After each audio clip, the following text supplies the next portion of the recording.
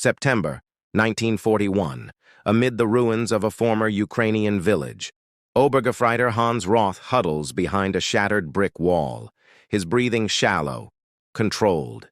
20 meters distant, his squad leader lies inert in the street, a neat hole drilled through his forehead.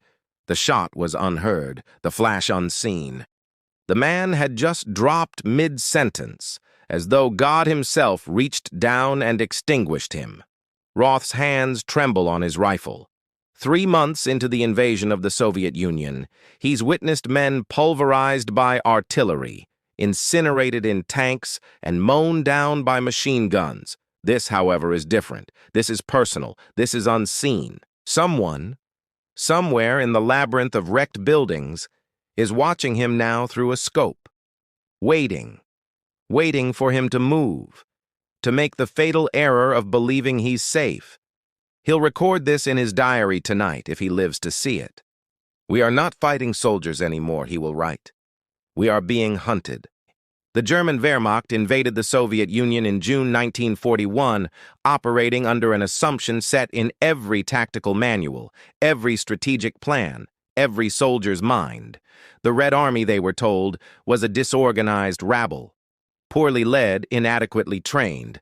The invasion would be a blitzkrieg, resistance would disintegrate, Moscow would be taken before winter. In those opening weeks, all evidence seemed to reinforce this belief. German armies encircled entire Soviet fronts. Hundreds of thousands of prisoners stumbled into captivity, often disarmed and in complete disarray.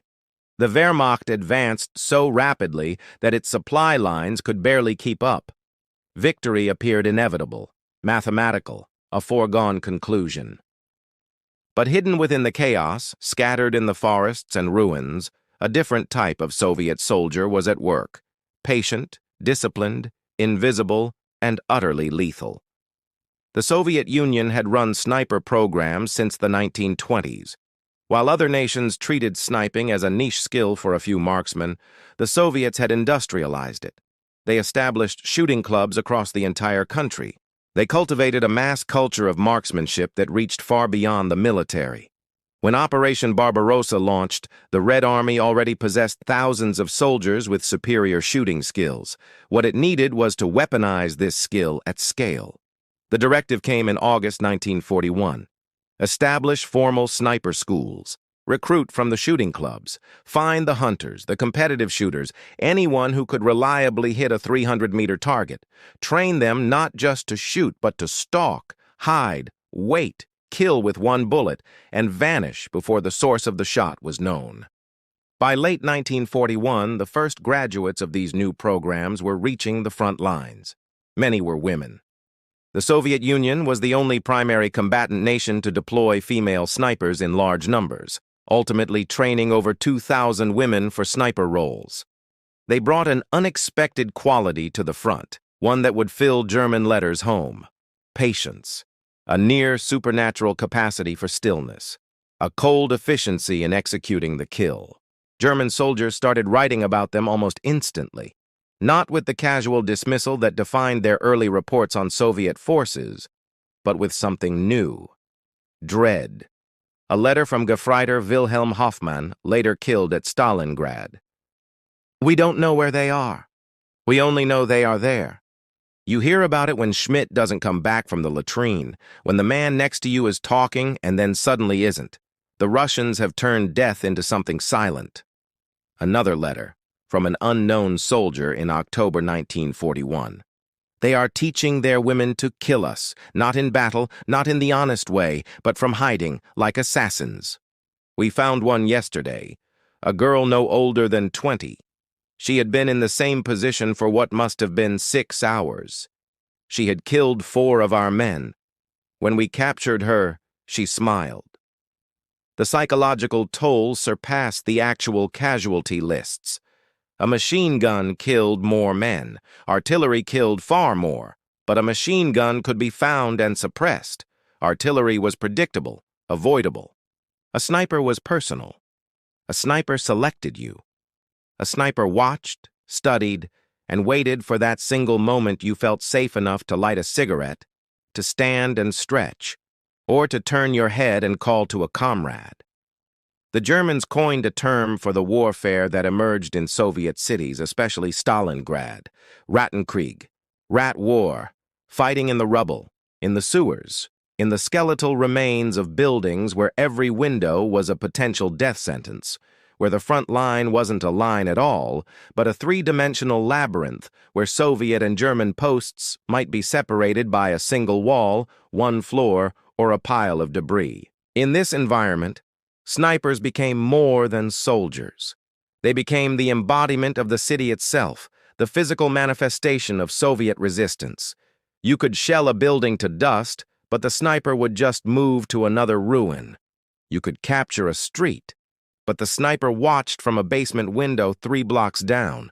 You killed one, and 2 more would take their place. Vasily Zaitsev became the most famous, though his fame is debatable relative to dozens of other Soviet snipers. A shepherd from the Ural Mountains, he reached Stalingrad in September 1942 with the natural hunting instincts of one who'd stalked wolves since childhood. Soviet propaganda would later credit him with 225 kills, though the actual number is disputed. More important is what he symbolized to the German soldiers who heard the tales. Zaitsev was methodical.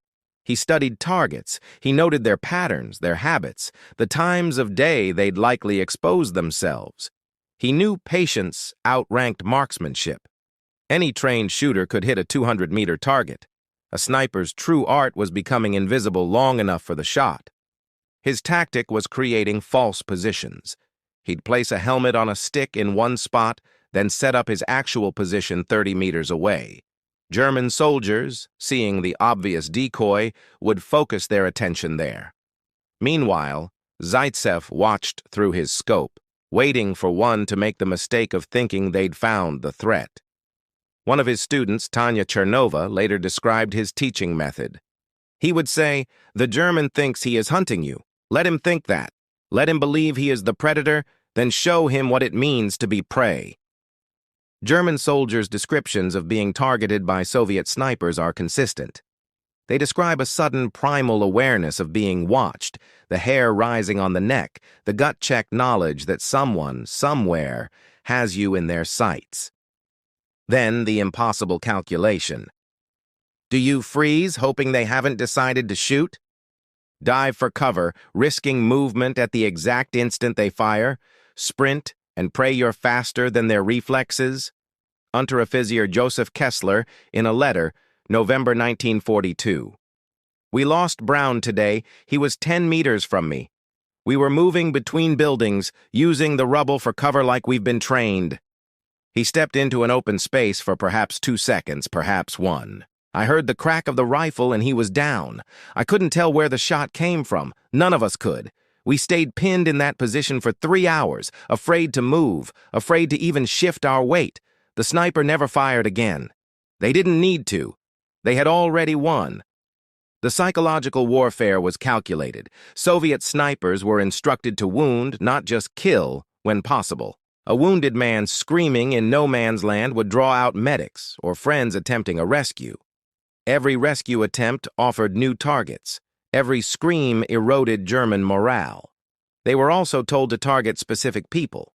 Officers naturally, but also radio operators, medics with Red Cross armbands, any soldier who seemed to be giving orders. The aim was to decapitate German units at the squad level, sowing chaos and hesitation. Lyudmila Pavlichenko, who became history's most successful female sniper with 309 confirmed kills, described her target selection in a post-war interview. I looked for the ones who moved with confidence, the ones other soldiers looked to. Kill the confident one, the others become uncertain. Uncertain soldiers make mistakes. She was 25, a Kiev University student when the war started. She was already a member of a shooting club, the very kind of civilian program the Soviets had fostered across the country. When Germany invaded, she joined the Red Army and was fast-tracked into sniper training based on her scores. Her first kills came in August 1941, defending Odessa. She would later say the first was hardest, not from moral doubt, but from technical pressure. I had been trained, I knew I could shoot, but knowing you can hit a target and knowing you can kill a man are different things. After the first one, it became mechanical. German soldiers who encountered her unit described a unique fear, not general combat anxiety, but the specific dread of knowing that someone who'd killed hundreds of men was likely watching them right now. The numbers themselves became a weapon. 300 kills, each a German soldier who thought he was careful, who thought he understood the risk, who died regardless. The Wehrmacht's response came in phases. First, denial. Reports of devastating sniper fire were dismissed as exaggeration, as excuses for poor tactical performance. Soviet snipers were propaganda, not a genuine threat. Then came the statistics. Company commanders began tracking casualties by cause. The numbers were irrefutable. In urban combat zones, particularly Stalingrad, sniper fire caused a disproportionate number of casualties relative to the snipers deployed. A single skilled sniper could effectively pin down an entire German company, halting movement, crushing morale.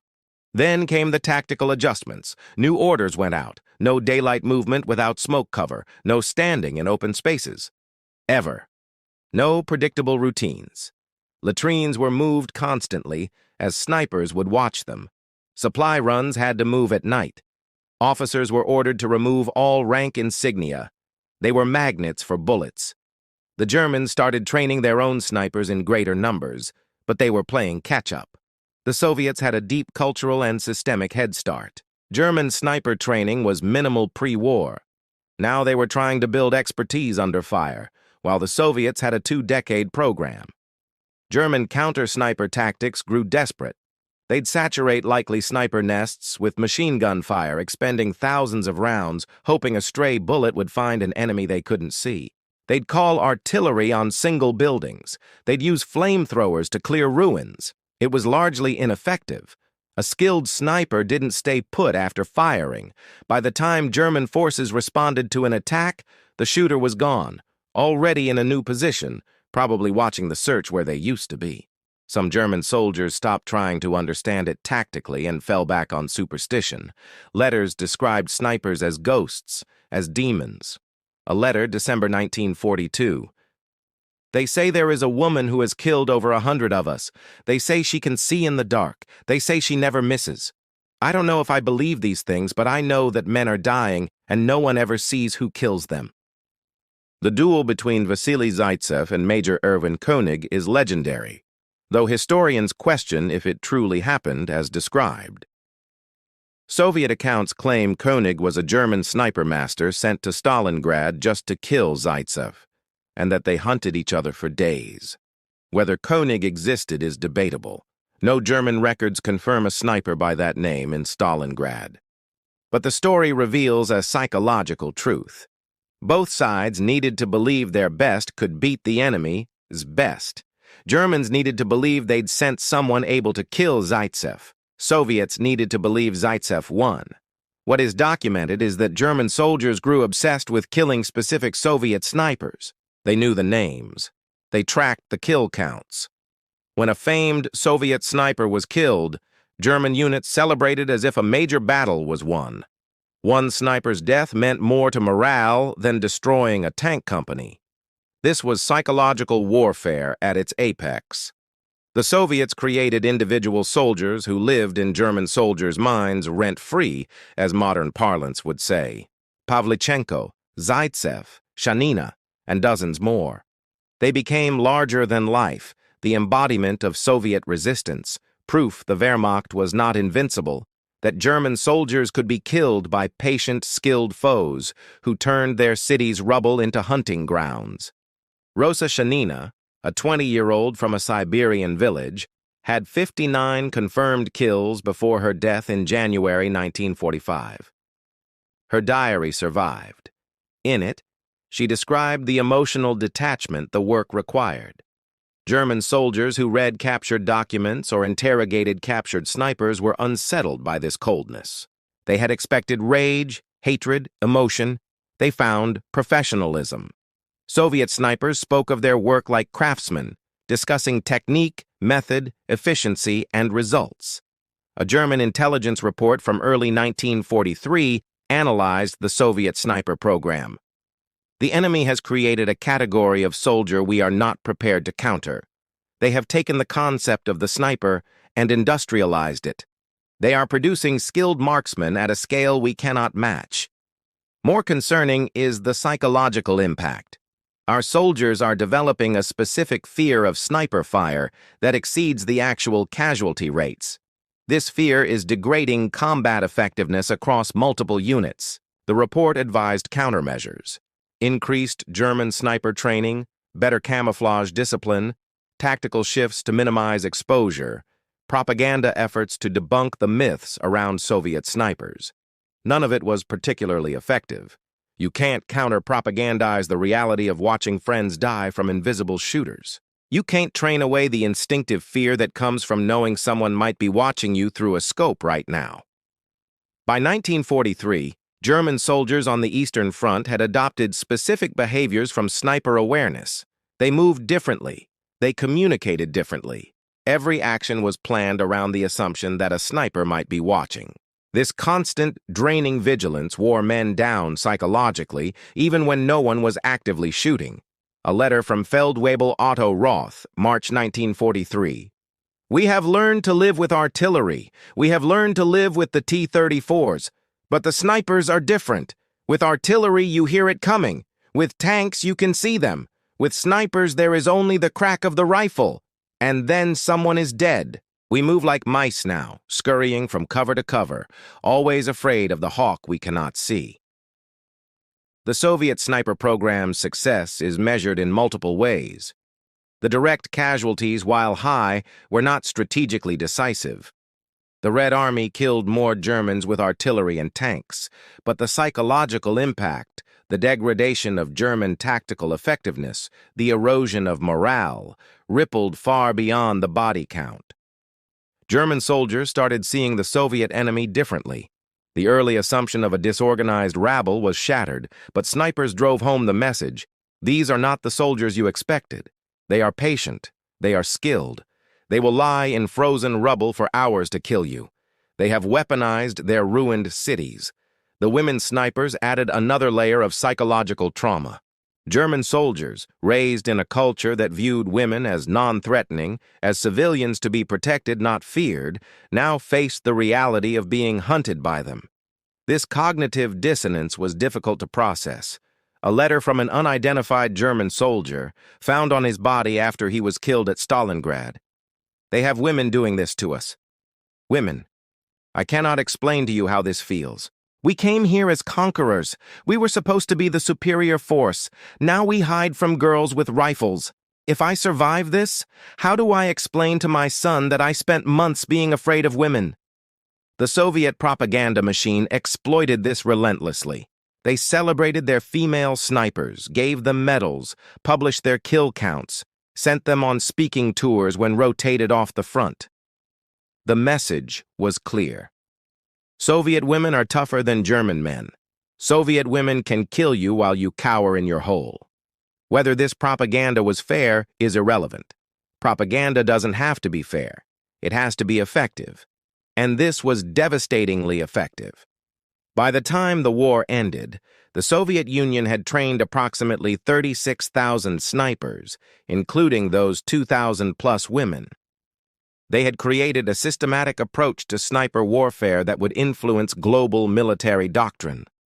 They proved snipers could be more than specialists. They could be a soldier category that fundamentally changed how battles are fought.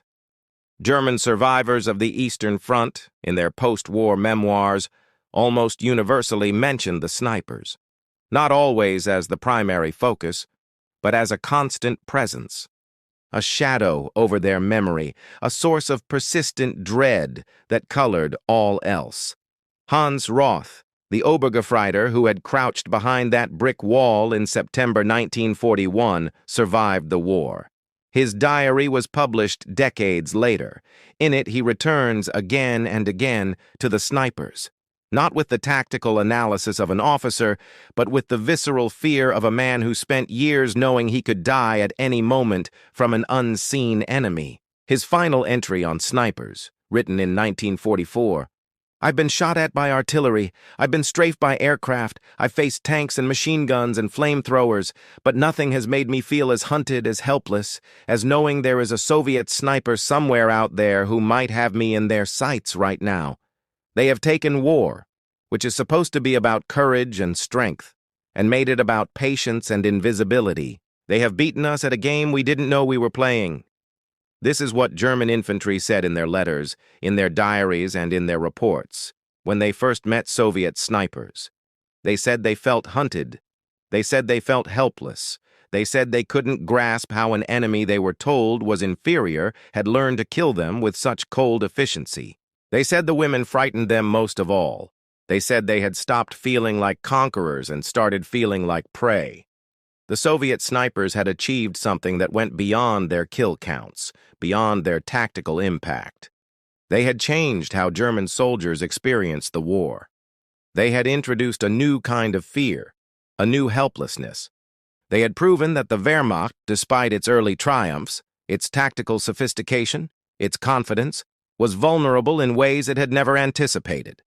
In the ruins of Stalingrad, in the forests of Ukraine, in the rubble of 1,000 destroyed villages, Soviet snipers waited, patient, invisible, watching German soldiers through their scopes, choosing the moment, taking the shot, and vanishing before anyone knew where the bullet came from.